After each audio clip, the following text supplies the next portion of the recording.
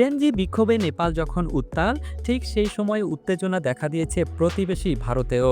দেশটির বিহার রাজ্যে রাস্তায় নেমেছেন হাজার হাজার চাকরি প্রত্যাশী। তাদের আন্দোলনে অচল হয়ে পড়েছে শহরের বেশ কিছু রাস্তা। ফ্রি প্রেস জার্নালের প্রতিবেদনে বলা হয়েছে, চতুর্থ দফার শিক্ষক নিয়োগ পরীক্ষা ঘিরে তীব্র উত্তেজনা দেখা দিয়েছে বিহারে।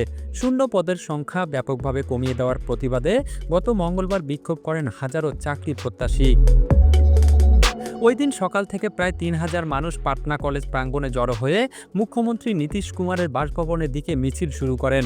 কেতন মার্কেট, বকরগঞ্জ, গান্ধী ময়দান, জেপি গোলাম্বার হয়ে ডাকবাংলো স্কয়ার পর্যন্ত ওই মিছিল চলায় রাজধানীর বেশ কিছু এলাকা কার্যত অচল হয়ে পড়ে।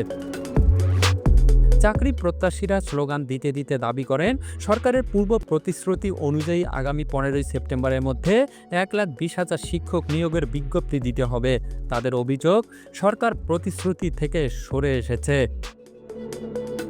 গত ৫ই সেপ্টেম্বর শিক্ষামন্ত্রী সুনীল কুমার ঘোষণা দেন, এই দফায় মাত্র ২৬,০০০-এর কিছু বেশি পদে শিক্ষক নিয়োগ দেওয়া হবে।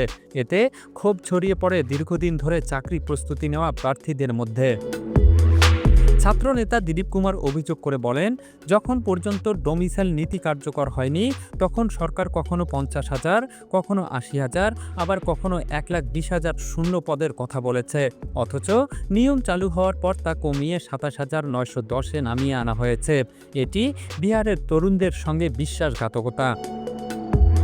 বিহারে বিধানসভা নির্বাচন ঘনিয়ে আসায় শিক্ষক নিয়োগ ইস্যুটি রাজনৈতিকভাবে আরও উত্তপ্ত হয়ে উঠতে পারে বলে ধারণা করা হচ্ছে। আন্দোলনকারীরা হুঁশিয়ারি দিয়ে বলেছে, সরকার যদি পূর্ণ শূন্য পদের বিজ্ঞপ্তি প্রকাশ না করে, তবে আন্দোলন আরও তীব্র করা হবে।